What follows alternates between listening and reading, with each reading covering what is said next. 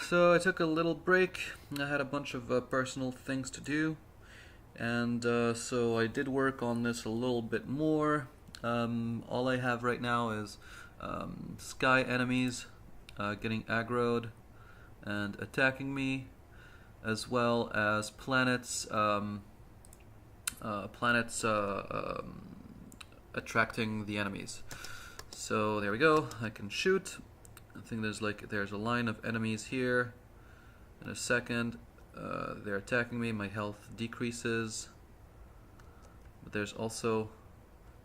Okay, so the camera moves up as I move faster. So let's see, as soon as the enemies get close to the planet, they should get pulled by it. There we go. They're pretty much screwed here. I can still land on the planet.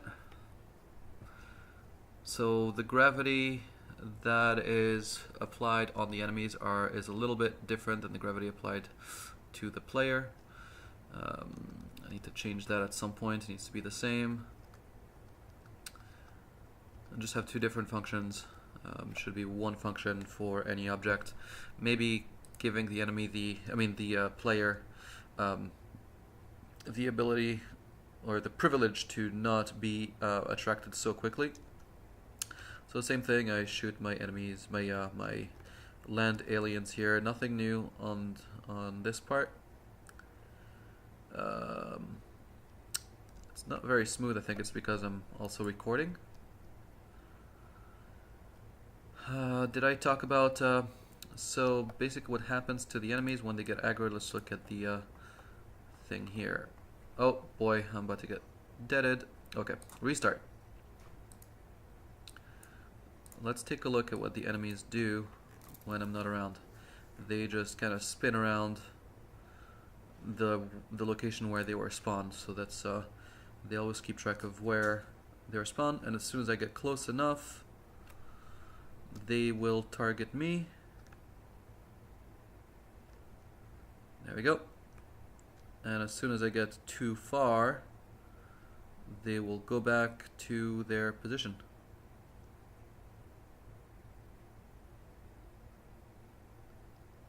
Oh, there's more enemies here. See on the right screen? These guys come back, and they will rotate around their position. Here and here and there, until I get closer. So now that gives me the ability to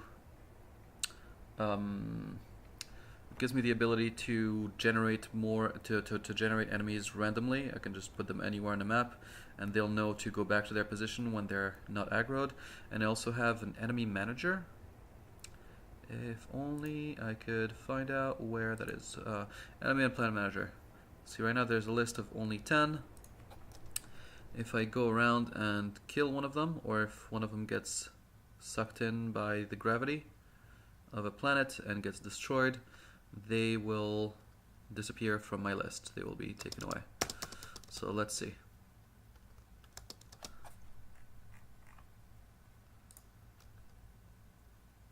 Okay. 10 enemies. Oh, 9.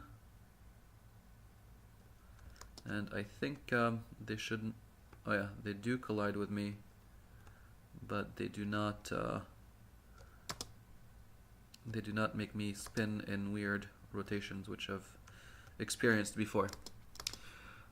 Okay, now the next step is going to be by far the hardest, but maybe the most fun. I'm going to try, so you see the background is all black, and I'm trying to make this game procedurally generated. So what that means is that stars and planets will be randomly generated. Meaning that if I am this little ship here and my field of vision is this big, then I will need to have stars here. But as I get closer, to an edge, I need to start generating stars in the next sector. I'm going to call these sectors. And if I decide to go down, I need to have stars generated here. So basically, the way I'm going to set it up is I have a base class here for a base corner unit, which will hold the far left, far right, far top and bottom and center of where the ship is, and it's also going to have pointers to the next blocks, meaning that if I'm in this square, as soon as the game starts, I'm going to generate this guy, this guy, this guy, this guy, and all the way around. So yeah, let's think about this out loud. So right now I'm in the center, and there are pointers going from this sector out to the right, this guy back to here. They're all interconnected. The outer ones do not have a null pointer.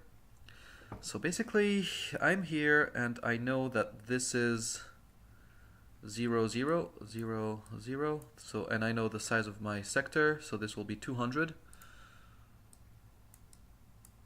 And this will be negative 200 on the x. And so, as soon as I cross the border, and I'm over here, so right now my local far right is 200. As soon as my position is higher than my local far right, then my new far right will be 200 plus 400. So my local is now 600. 600 is here. And as soon as I've crossed over to the next one, I'm going to see if this area's right pointer has anything pointing to it. I'm going to say, so I'm going to check every neighbors. So up, down, left, right, and as soon as I find a null pointer,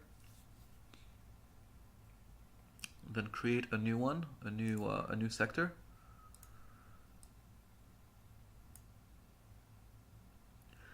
And up's right sector as well, and down's right sector as well, and interconnect them. I wonder if this is going to be too intensive of calculation.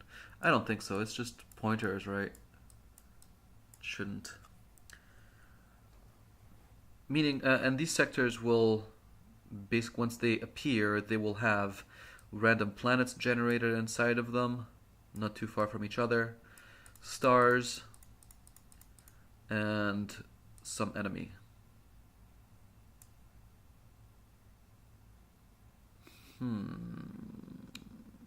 Now I wonder if the sector shouldn't be a little bigger. But anyways, if I can get this to work, then I have a game that is infinitely as infinite as, well, as big as your RAM will allow. So it'll seem infinite. It'll seem like no matter where you go. That's the difference between generating them as I go versus generating a giant world of planets and enemies, because that's going to be finite. I could make this game finite, but what's the fun? What's the fun in that? And if I want to make my game a little different than the other ones out there, I think that's what I have to do. So yeah, basically it's all about figuring out where you are in the world, and if this map is going to be a side map. So let's see, when I'm here I have these guys generated. If I go down, if I'm now in this sector, I will check for this guy's right.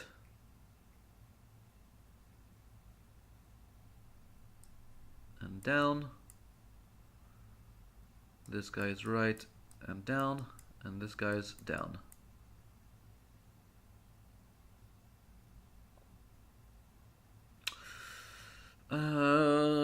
Okay, so right now it's just a brainstorming. I will update this video once I have figured it out.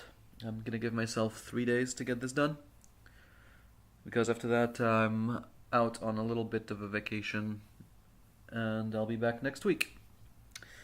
Sweet. Thank you for watching.